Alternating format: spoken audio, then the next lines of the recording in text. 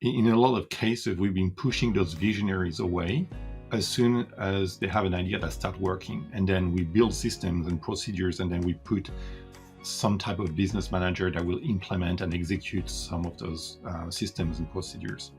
And that can make the business extremely successful because it just amplifies a system that is already working. At the same time, what's missing is the vision and the creativity of the visionary. So if you look at companies that have that, one of the most famous one, of course, is Apple. Steve Jobs was a visionary. And visionaries people, I understand from the business perspective, can be really annoying because they're going to break the systems, they're going to break the procedures, and they're going to do something different. But Apple wouldn't be, I don't know, I think it's close to $1 trillion company. Apple wouldn't be Apple because they had a good system. They had a very good visionary.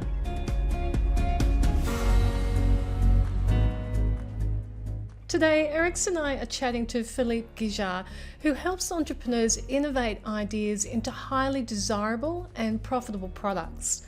During his 25 years as an award-winning international industrial designer, he's helped clients generate over $200 million in revenue. As a holistic designer, he recognises that an innovative product is only part of the successful business story. He specialises in designing thoughtful and profitable products that form part of an integrated marketing, engineering, manufacturing and business model solution.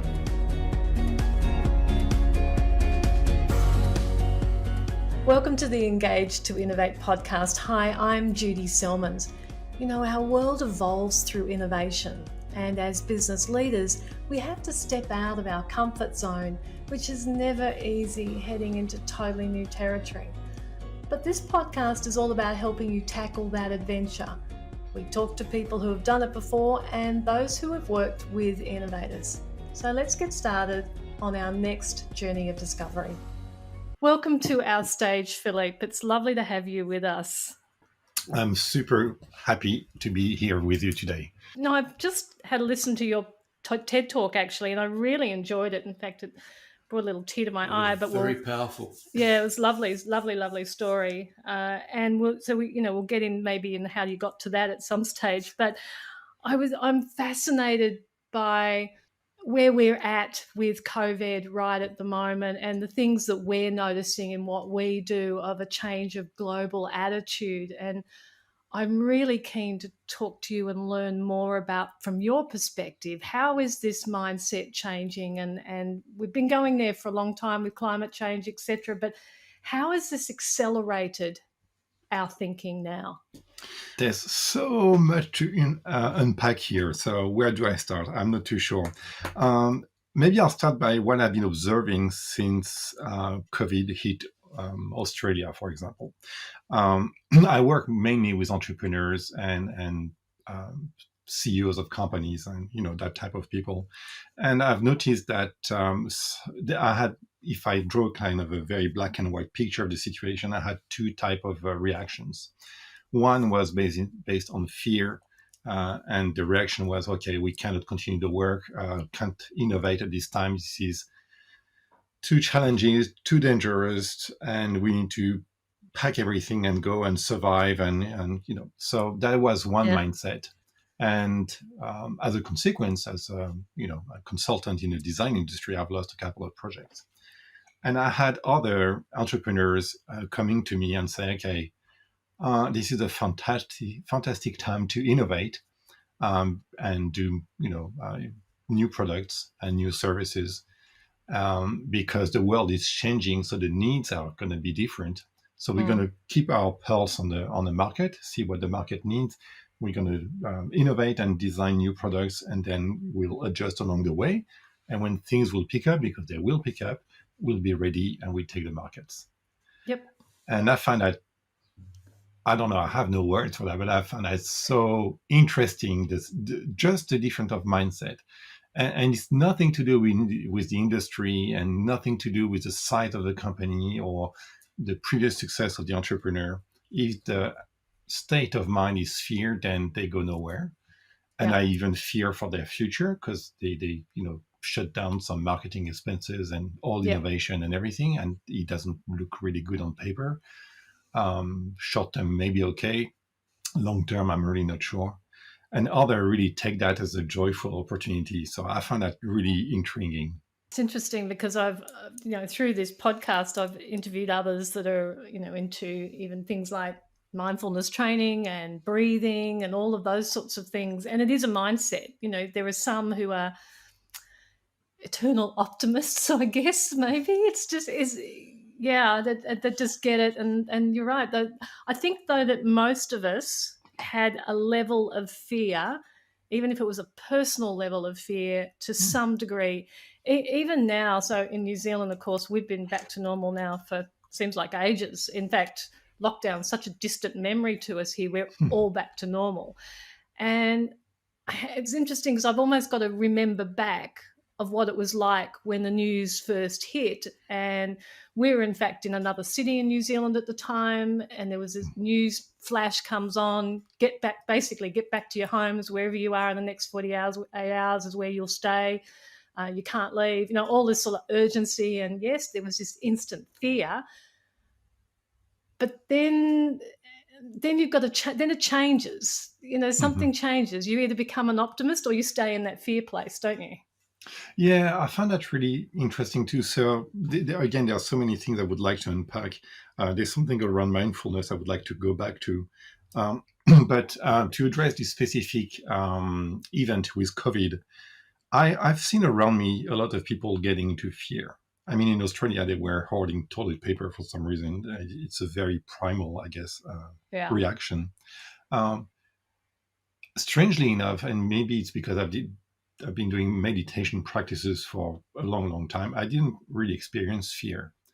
What I did experience is a change of context and situation. And like everyone, it can be challenging at times. When you receive 3 or 4 phone calls in a same couple of days where clients cancel or postpone their projects, you start wondering, well, where is this all going on? So, Yep. but there were not really fear. I think if I come back to the mindfulness practices, if you practice meditation, then you see things for what they are. And it's not that you don't have emotions or reactions, but you have distance and space around them. So when fear kicks in, you say, "Oh yeah, that's fear," and then you look at the situation and say, "Oh yeah, this is happening." But then you don't dwell in that space. I think that's the beauty of it. You just don't dwell. You acknowledge it's happening, but you don't stay in space. And because I'm an entrepreneur and maybe somehow optimistic or crazy optimistic person, I will look for opportunities right away. It's like, okay, Yep. if this is changing, then, well, we probably need to design better product, different product, cheaper product, or product that have less function for a lesser price. So, oh, that's plenty of new opportunities for me and my business then. So it is just how you approach the situation, the context, and then within your own mind, um, if you're able to have some spaciousness or some distance with your own emotions and reactions. Mm. Would you say, in your experience, Philippe, then, to particularly for people who haven't experienced this level of pressure, because for many, even 2008 was a long time ago, Mm. would you say then it's better to look forward because we won't be going back? That there is no option but to look forward?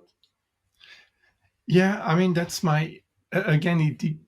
It's all about mindset. We just come back to this again. If your mindset is to refuse change, and you want things to go back as they were because you were comfortable, and suddenly you're not comfortable anymore, then you're really going to have a hard time. Because I don't think things or life will come back to whatever normal, if normal was anything normal back then. So I think you need to approach things with in space and optimism and pragmatism. Like it's all included in one same intent, I would say. So I would just approach things in a positive way, because there will be positive outcomes of that. There's Yeah. not a single crisis that happened in the world where there were not a positive outcome at the end. Hmm. So you can focus on the crisis and say, oh my God, we're all going to die. Or you can focus on the outcome and work towards that outcome, which is much more a joyful experience anyway. Yeah. I think where a lot of businesses can get unstuck is that they've got into a comfort place. They're maybe not innovators by nature, and they've got a good product. Whatever they do is something's working. Clearly, the balance sheet proves that. Hmm. And then all of a sudden, this world-changing event has been thrusted upon them, and they're completely out of their comfort zone, so they're not used to being in that innovative mindset. And I Hmm. think there's a key difference between ultimately a business operator who is happy with where they are. They maybe have been innovative when they first got into business, but they're now just going with the flow and just daily literally. But and so it's that innovation mindset. Do you think that that's a different mindset as well?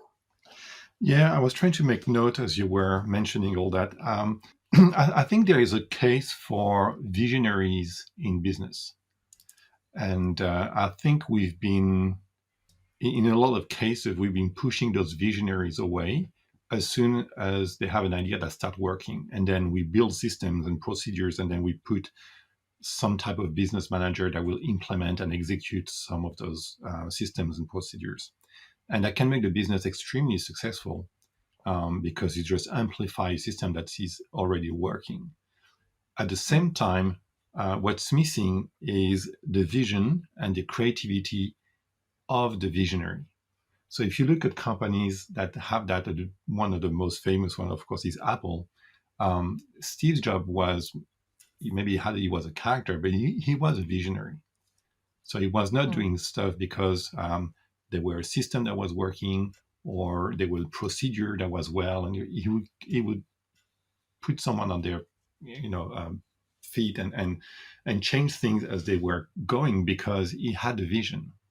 mm. And visionaries people, I understand from the business perspective, can be really annoying because they're going to break the systems, they're going to break the procedures, and they're going to do something different. Yeah, But Apple wouldn't be, I don't know, I think it's close to a trillion company. Uh, yeah, Apple wouldn't be Apple because they had a good system. They had a very yeah, good visionary. yeah. Elon Musk, in some ways, he also a visionary in a different context, but Yes. he also has a vision. And we may agree or not agree with that. It doesn't matter at that stage. What is important is that we shouldn't push those people away from the business context because there Mm. are those people in times of change or in times like COVID that can really help you shift your business, do things differently, and then try something different, try something new, and even thrive through the crisis. Is it fair to say then that, and then you touched on this earlier, that where the consumer's mindset is that has certainly changed. Mhm. That is it fair to say that if you're not actually keeping up with the change in people, you're actually going to get left behind? I would definitely agree. So there are a number of things that did happen and will have a continuous impact. The consumer mindset has changed. Some people have stayed home and experienced things differently. So even as an employee, for example, they have experienced being with their kid, going on bike ride with their kids and everything. And then they really wonder, oh, should I really go back to the office? And I Mm. have a few employees around me that really raise that question with me over the last few weeks. In terms of positioning from the business to the customer, I think the experience is completely different. So the expectation of the customer from the buying perspective, like buying product or services, is different now than it was 6 months ago. So if you're in business and you're not paying attention to that, I think there's a big danger here because you're Mm. missing a shift and you're missing a change. If you keep the communication with your customers and try to understand what are their new needs, there's a real opportunity for growth, actually. and serve them better, and even have higher profit margin if you do the work well. Because I think a lot of people think that they can just guess what people are going to want, and then they miss that vital step of really understanding those emotional, how we're feeling. Do you see it? Do you see that sort of experience? Yeah, I see a number of business trying to just translate what they did into some kind of digital world of service, and not paying much attention. Like it's very business oriented. Like how can I survive by pushing my stuff out there?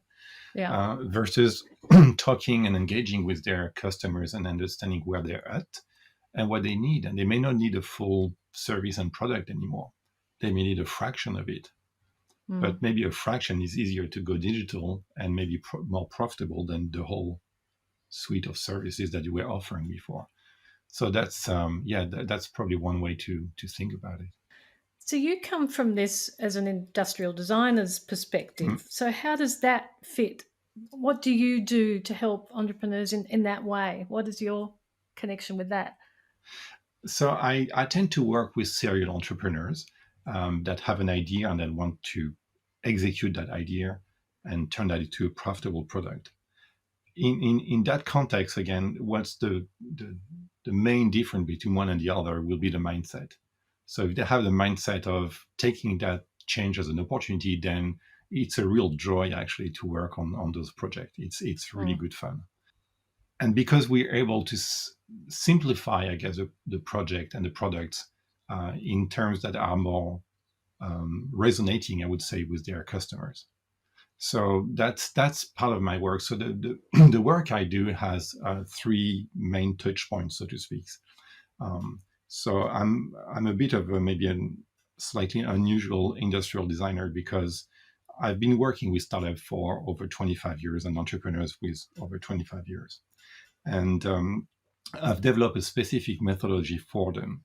And this methodology will include the design, what I call design for function, which is, if you need a teacup, well, you need to design a teacup that works as a teacup. Yep. It makes sense, but some projects don't do that even too well. So it's Wow. important that you address that first and make sure that works. But that's not enough. So there are two other pillars that I work with.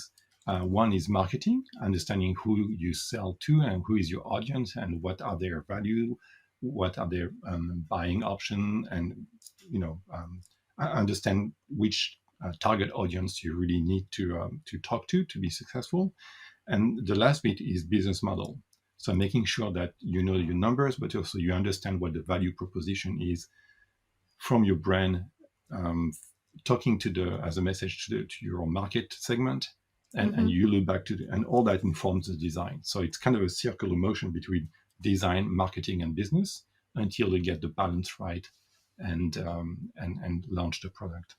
It's like a loop, isn't it? Rather than a ladder, because whatever the value proposition is has to be reflected in the design, particularly Yes. if you're going to be different from your competitors as well. Then it probably goes round in circles like that. Definitely, yeah. So the model is actually circular. That's exactly right.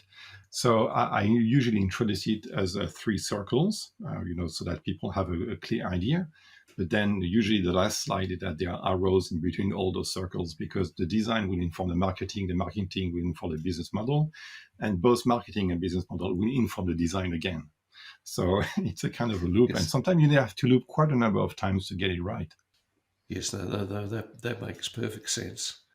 And so that's leads, I guess, into what we're really excited about when you talk about people, planet, and profit. Hmm.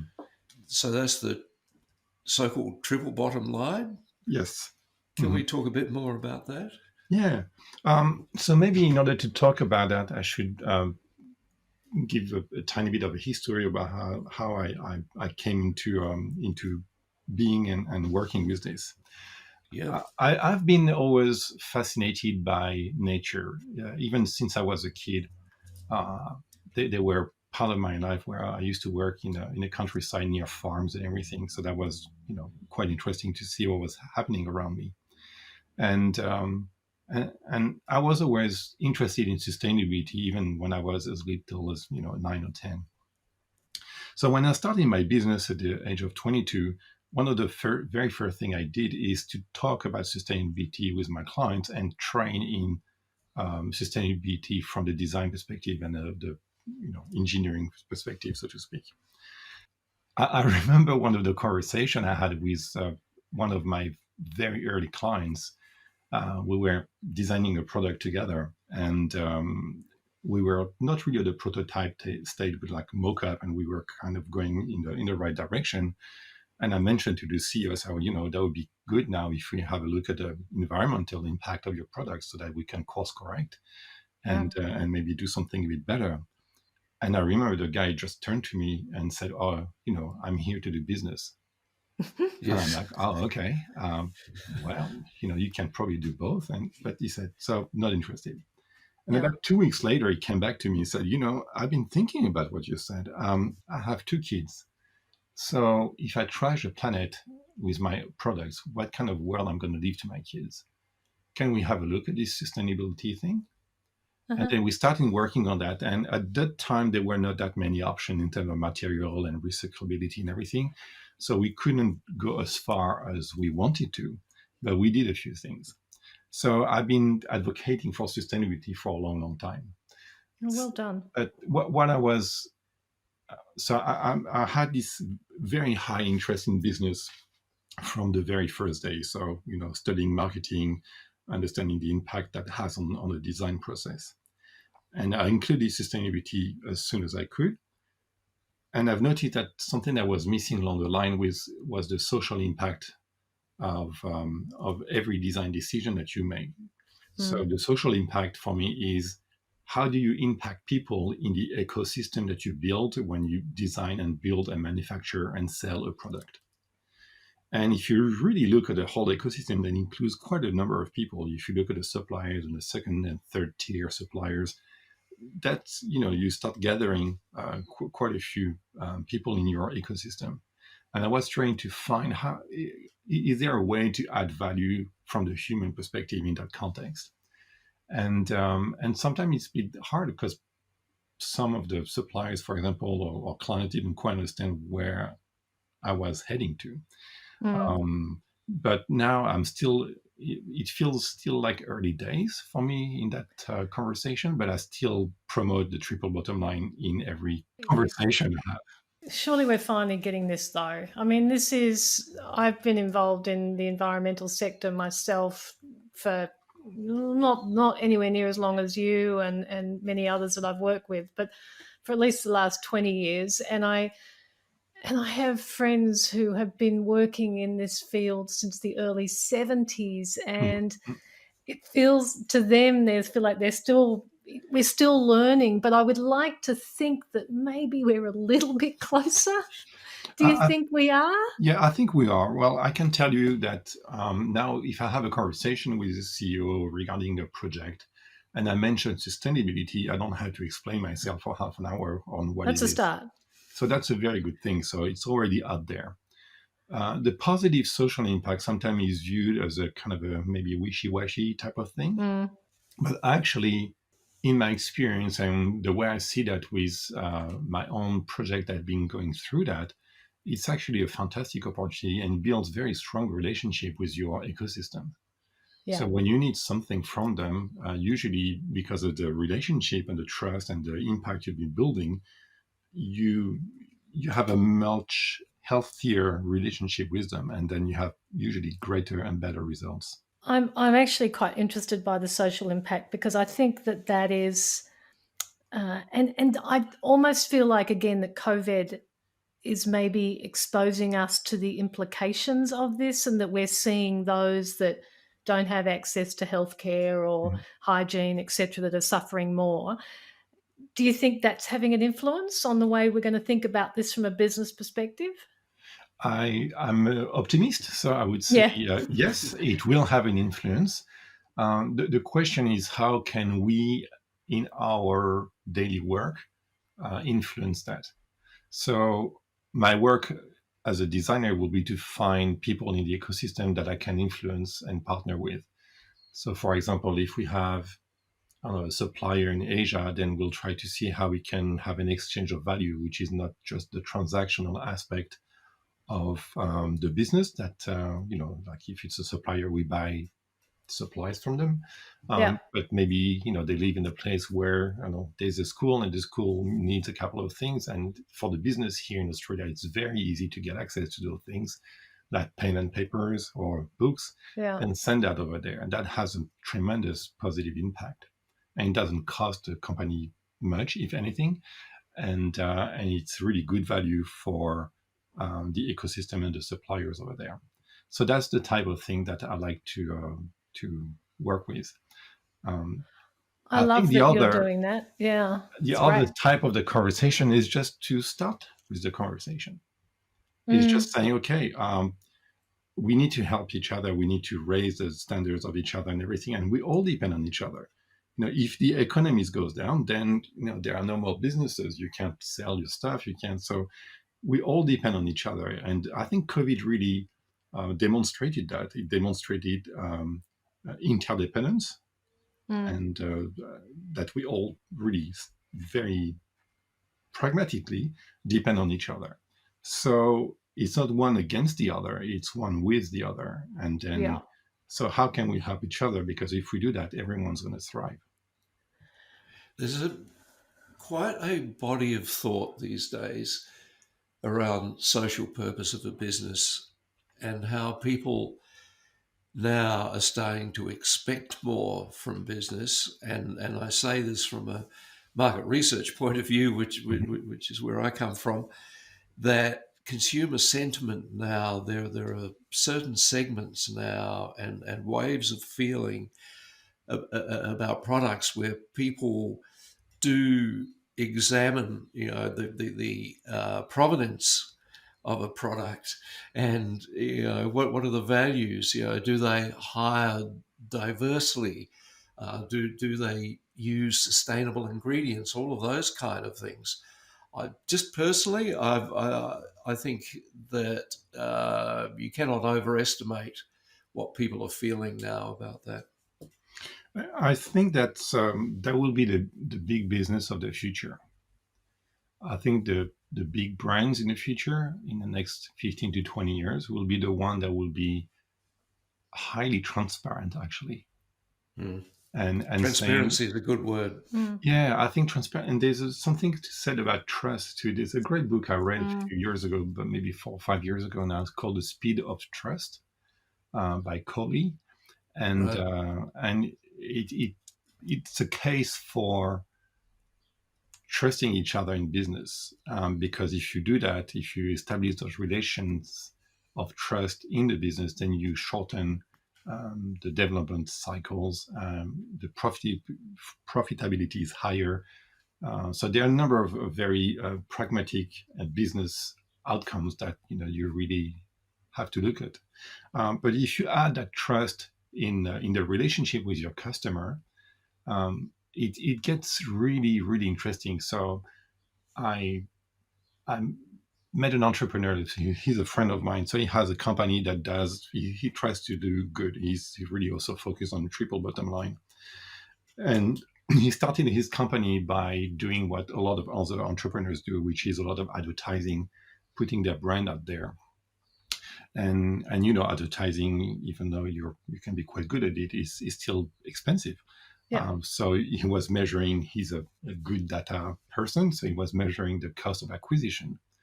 And then, because of the value of the company, they started to realize that people were buying and then referring each other and building a community.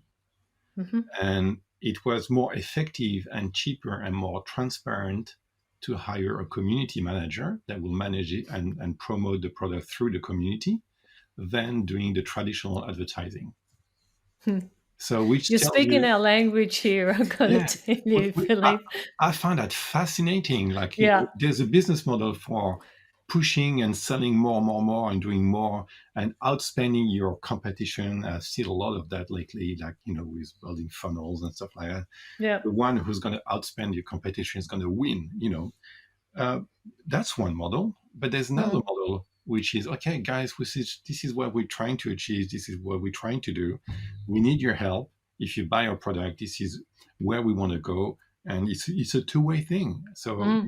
we're going to help you because we have better product and services and better impact, but you need to help us too. And people usually, if there is that level of trust and transparency, a lot of people are very keen to do so. Yeah, we actually we're big advocates of the, if you like, brand community. There's all sorts of different names Well, for there's them. the difference between a transaction and a relationship. Yeah. Exactly. Yeah. Yeah. Yeah, yeah. What are you trying to achieve? Do you just want a transaction? Do you want to treat someone like a statistic, Mm. or do you want to treat them like a person? It's Yeah. very interesting. So there are like very big brands, and I want to come back to Apple again. Um, Sometimes I have big question about their future because I think they're moving more into this transaction space.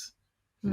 Mm. Um, and I think they're losing a bit the vibe of think different and all that Steve Jobs type of thinking.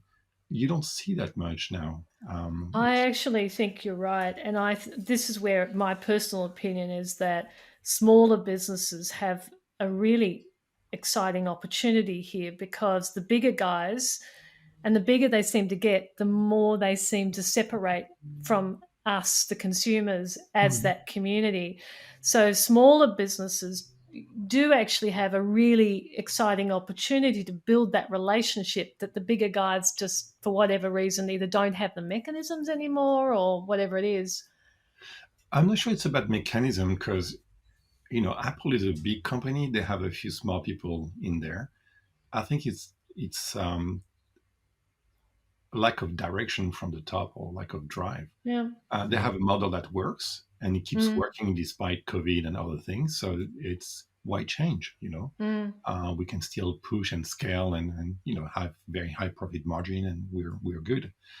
But long term, I have a very very big question mark above my head. Like I don't see exactly where they're going with that model in particular because their audience is changing. Yeah. And yeah, there's a lot of people that are growing consciousness out there, and I'm not sure that the product that have today will be suitable for the audience of tomorrow. Yeah, no, I think you're right, and it's interesting, even coming from your design perspective. That, and what I really love about what you're doing here is that you're adding this environmental, this consciousness to a design. So rather than just being, which of course was how Apple got big, was having beautiful design. There's no doubt about that. But it's the consciousness level now that's fascinating and really exciting, actually. Yeah, and I think there will be a very big place for conscious business in the future. And it doesn't have to be perfect, by the way. It's you don't have to have the product that is 100% carbon neutral and compostable and everything. You can just say, okay, this is what we're trying to do, and we Yeah. haven't found the right material yet. We haven't found the right balance, but we keep striving for it, and we keep and keep us honest. If you know something we don't know, please communicate, and we'll do the work.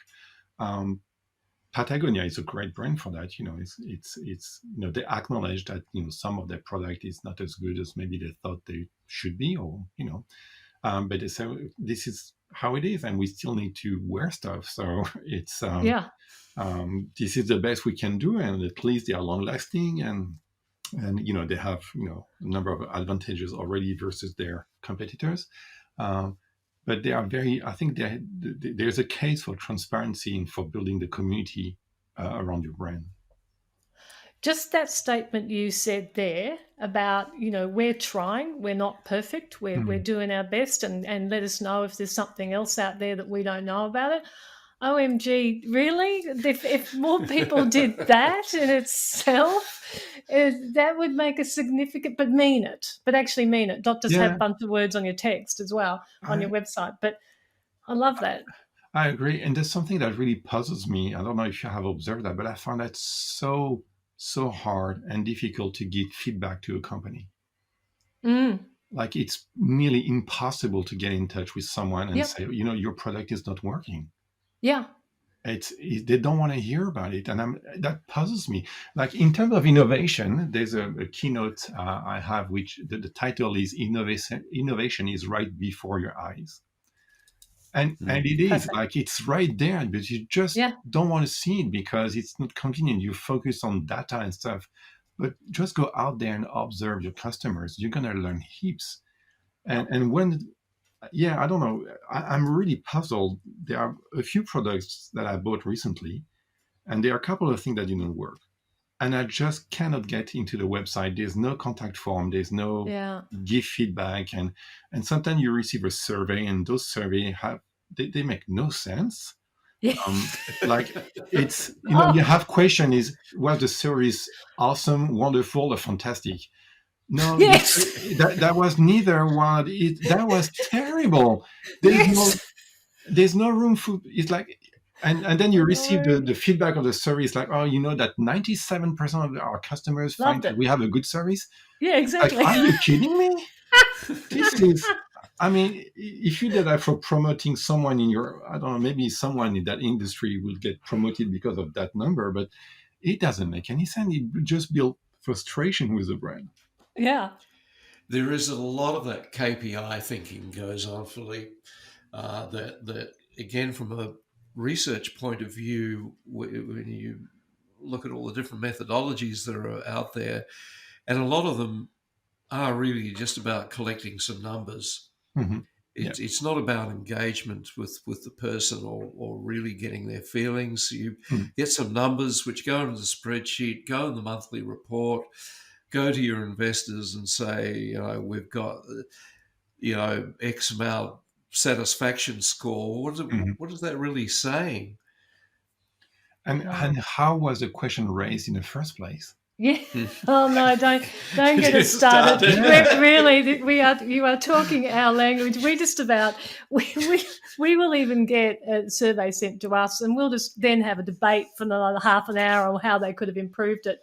But Yeah. again, I see this as a great opportunity for smaller business because for Yes. some unknown reason, these other guys have just got into these really bad habits of, quite frankly, they're abusing their customers by Mm-hmm. just not really caring. Mm. And then they don't understand if you find someone else to buy from. I don't get it. Yeah. I mean, the lack of feedback is really detrimental for businesses.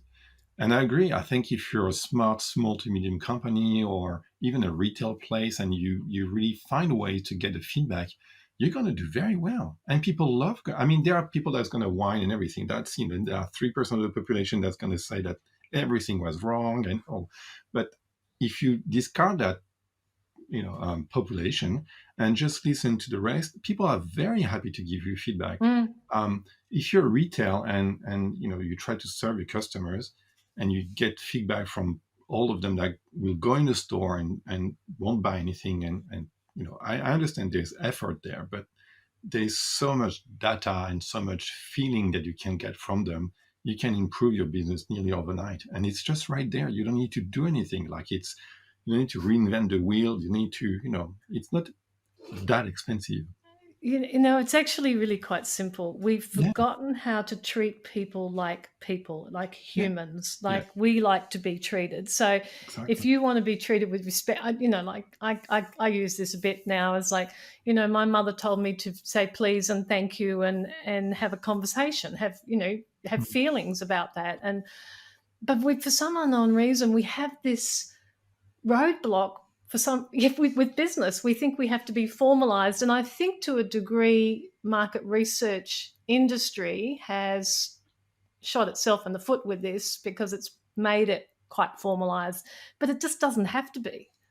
I think there's a place for both. Like, I don't mind having data about an industry, and I think it's interesting.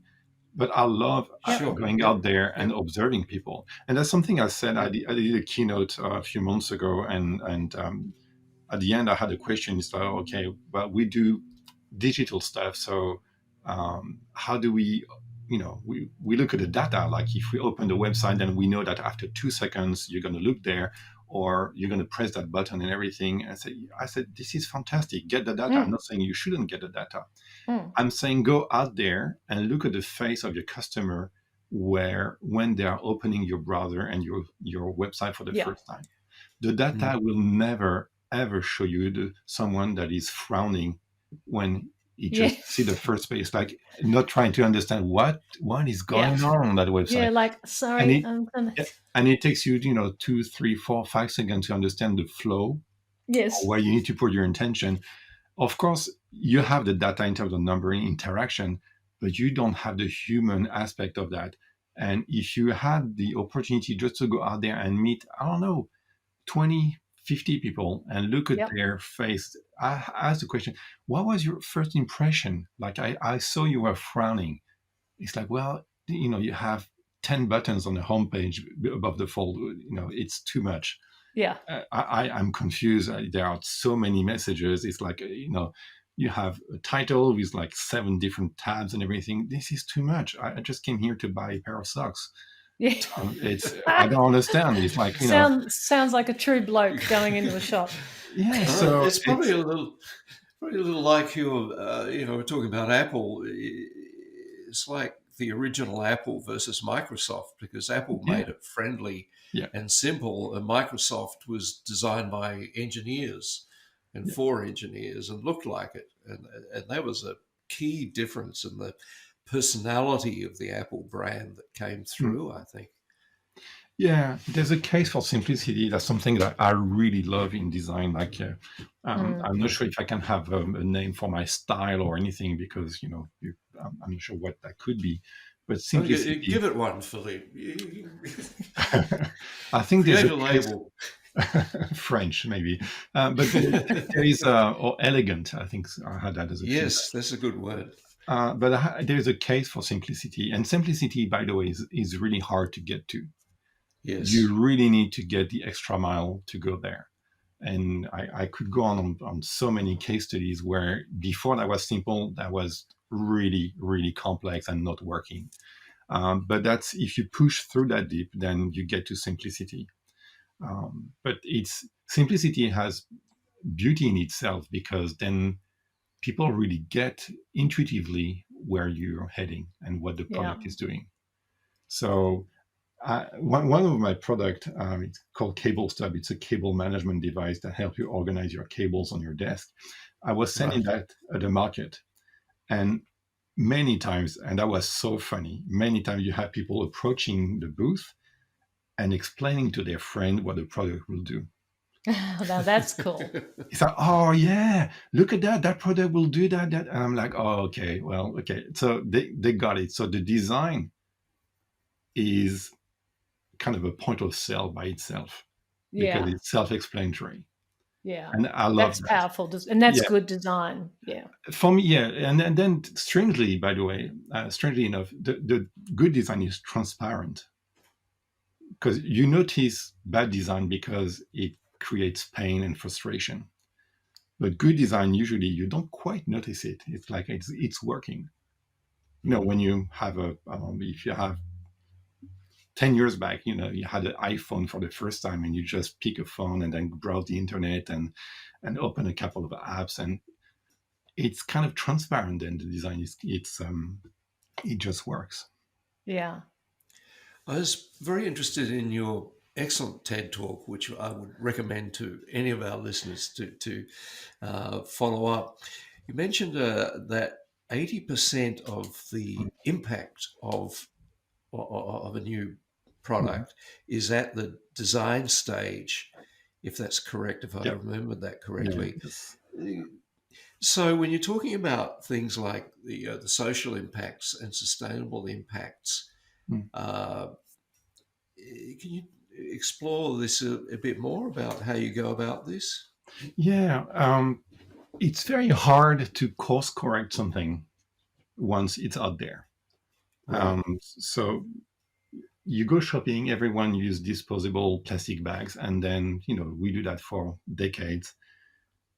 That's someone made a decision at some point that that was a good idea because that was cheaper, faster, stronger, or whatever the Yeah. case was at the time, without looking at the externalities or the impact or the implications long term. Right. Imagine that someone made the case for, okay, this is a very bad idea long term, Mm. We're going to pay a very high price in 20 years. So not we're going to do that. We're going to go back to a drawing board and we're going to think that over and over again until we have something that works better. Mm. That's why I am in design. Okay. It's because all those decisions you make at that stage will impact things further down the track. And the impact could be tremendous. Like if you sell product that make millions of copies, if you can do less parts, if you can do part that can be recycled, if you can do a product that can be dismantled easily, all that matters. And you cannot do that after the fact. It's very hard. Like I'll give you a story. I had a laptop, and my laptop had a dysfunction or something that didn't work. Mm-hmm. And I went to a repair shop, and you cannot repair the laptop. It's by Yeah. design. Yeah. By design, you cannot change the part because it's part of the motherboard, and then you need to. And if you were to do that, it costs like super high money, and it's as much as buying a new one. Yeah. And that's by design. There's nothing wrong, by the Mm. way, with my laptop. It's Mm. like it still works. The Mm. screen works, the keyboard works, the memory works, the hard disk works. So I have 99% of that thing that works, and there's one thing that doesn't work, and I cannot change it because it's designed this way. Yeah. That gets me now, like Oh, really. yeah. But that's now normal. I mean, you ask ask my mother who bought an iron in, Yeah. 1950 and it still works. Hmm. And then you feel sorry for you. So you go and buy her a new iron Yeah. in 2010, for example. It Hmm. lasted a year or two and then she tossed it. Yeah. So, yet her 1950s one still works. And this is across the board with everything Yeah. we're doing. So what did we do wrong? There must have been a stage in history where we decided disposable was better than repair. I think for me, so I have a bit of a view on that. So that's going to push up in areas where maybe you haven't expected that. But for me, the root of that is a principle in economics called externalities. Yeah. There's some point where that was about 60 years ago. We said, well, if you produce stuff and then we trash the planet, trashing the planet is externalities. It's not part of my business, so I don't care. Yeah. And that's why we're in this situation today, because you don't pay for externalities. And it doesn't mean that they don't exist. They do exist. And someone will have to pay eventually for it. And you Yes. pay by pandemics, maybe you pay by, I don't know, but we're going to pay for it. Yeah. And it's going to cost us like much more money than doing the right thing in the first place. So that's why I'm super optimistic, and it's because of the 80% of impact set at the design stage. So we need to take our time to design the right product and try to anticipate and measure the impact. And if we do that well, then down the track, down the flow, it's going to be better. And this might come back to your analogy or the thought process that you have that Apple has, some limitations in its business model because they literally keep producing a new model every year, and the fans rush and queue at Yeah. the store to go and get the latest. And I still don't know, well, what happens to the old one that still well and truly works? Hmm. It's this disposable society that we've got that's what's doing us undone. So we've got a lot of work to do to change Yeah, we do, what but is now cultural. I think it's cultural, but I also think that if you offer a different business model, a different product slash business service, then there are opportunities out there. Mm. Today you can buy a gene, but you can also rent one. There are Yeah. companies that they refuse, so to speak, to sell you a gene. So what you pay. I can't remember if it's a membership or something like this, but you pay some upfront fee, and then 1 or 2 years later down the track, you return the gene, and you get a new one for another small fee. Yeah. And the company takes the gene and recycle the material, and it turns back into another gene. So there are new models that are out there. The question is when one is going to tip over the other. That I don't really know. The only thing I know is that if I keep working towards, one way, then the Yeah. other way will eventually lessen. Yes. No, you're right. We have to, and I'm with you. I'm hoping that this opportunity for us to all take a breath through COVID Mhm. is going to make us think about the long-term impacts, because I'm not being a pessimist, but we're in for this won't be the last global event that's going Mhm. to, affect us and need us to pivot and change whatever we're doing. So, yeah. It must be hard now, Philippe, for designers at this stage, given the all the uncertainties when you're embarking at things at this stage, that you want to have the right impact, that create that 80% right Mhm. now. To do that, do you have any tips on what budding entrepreneurs and designers should be thinking about in this turmoil? I will come back to mindset. Right. By Mm, all means, change your mindset. If you live in fear, you're not going to do well. It's very Yep. hard to take good decisions in fear. It just Yep. doesn't work. So if you have I know this is challenging times, and the survival instinct will gonna want to take over and run the business, so to speak, or the show.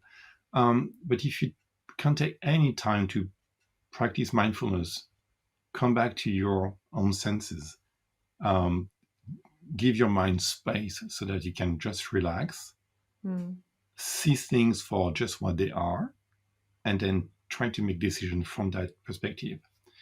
If you're in any business, there will be opportunities. And I understand that some businesses are more impacted than others. Like if you have a retail shop and you're in Melbourne and you're in lockdown, yeah.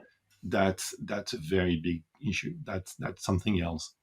Yeah. But then again, there are also, I'm sure there are opportunities there too.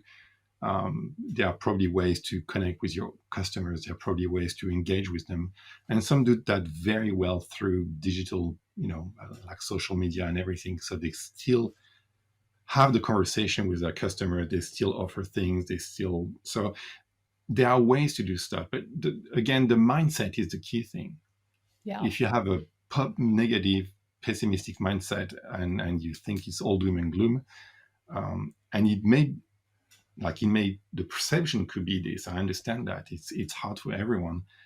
And at the same time, if you conquer that fear, if you conquer that state of mind of anxiety and despair sometimes, um, and try to really look for what can you do, what's in your power to do today, you will find opportunities. You will find ways to connect with people and serve people differently. Yeah. Very, very good Um, advice. yes, because you mentioned, I think it was in your TED talk, about exactly that, about doom and gloom, that instead of Yeah. going down that path, but because people will be thinking, look, I'm just one person. I might be one small business. What sort of impact can I have? You know, how on earth are my Mm. customers going to be thinking of me at this time when they've got all this other stuff going on?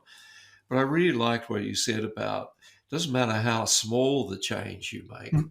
that at Yeah. least you make it Yeah. and start. And you don't really know the ripple effects. I think Yeah. if Mm, I come back to the TEDx talk that I did, Yes. the whole intention of that talk is everyone can have an impact, Yep. absolutely everyone, and you don't know how far that impact is going to go. Because the, yeah. the story about the emotional story in my TED talk is all about Yes. that. Yes. It's all about having an impact in a place where I had no idea I had an impact in the Mm. first place. Yeah. And it's all about the intention. It's not about me, or no, it's not about that. It's not even about the story. It's about, if you do things out there and if you have the intention to serve your audience, to serve your customers, and help them grow and serve them meaningfully today, you will have an impact and customers Yes. will remember you. And I can tell you, I mean, I have a conversation with entrepreneurs and customers. Customers do make the difference today between business that just want to trade and take their money and other business that are caring. Mm, Mm. And you can be still making transaction and care for your customers, by the way. It's not exclusive. exactly. Um, but they can perceive the difference of intention. and they will remember that. I think I think a lot of business people underestimate that, and thinking about back to the lockdown here, that, and heaven forbid, but in case there was a second wave of any sort of intensity here in New Zealand as well, the thing to keep in mind is that in the first wave, a lot of businesses just stopped communicating with customers. Yeah. The it comes back to mindset, but they thought, well, okay, everything's shut down, so we won't talk to people anymore.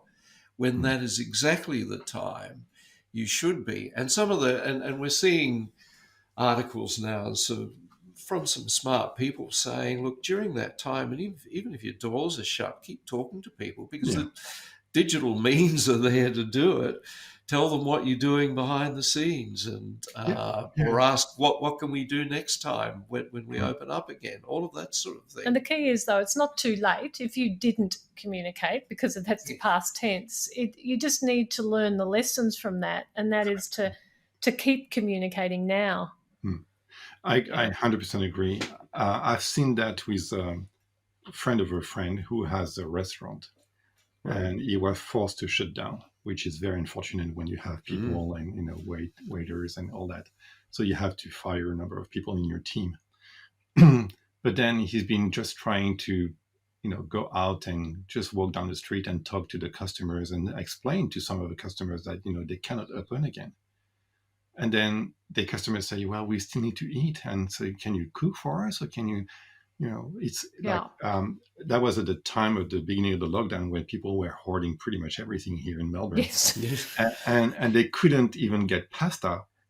And so the feedback was, we can't, and the guy said, I can make pasta in my restaurant. That's a no-brainer. Yeah. And he started making pasta and serving his community. And so the benefit for the restaurant is that they have a kitchen, the kitchen is working, and they serve their audience and their community. I'm sure that when the restaurant will open again, people will remember that. They will remember the person that was helping them with cheap meals, very simple stuff, affordable meals, affordable pasta, homemade, locally and everything. And they did that because they wanted to serve their audience. Yeah. And so that's, again, it boils down to mindset. It's about building that relationship, isn't it? Because, I for some unknown reason, and it still confuses me a bit, to be honest, is that we wouldn't treat a friend or a potential friend as badly as we treat customers that actually keep us employed and a roof over our heads.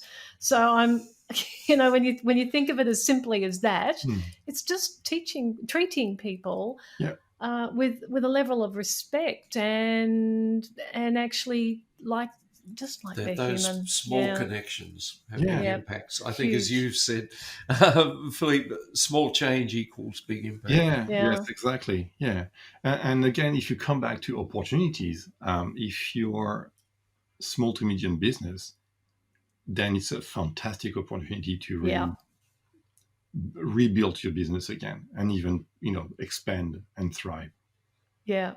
And that's a really good place to wrap this up, Philippe. It's so actually now, what's the best way of people getting in touch with you? We will put links, of course, in the show notes. But have you got a website, or is LinkedIn the best place to reach out to you? I'm currently rebuilding my website, so we're going to lead people to LinkedIn for now. Yep. Perfect. And maybe a link to the TEDx if they want to know what impact. Worthwhile. It's a lovely, lovely presentation to watch. It's just got so much emotion in it, and it's a beautiful story. So I'm not going to give away anything. I want people to go and have a listen, because it's lovely, and you present it so beautifully and so heartfelt, which is clearly, and I really love what you're doing with the passion that you're clearly doing it with.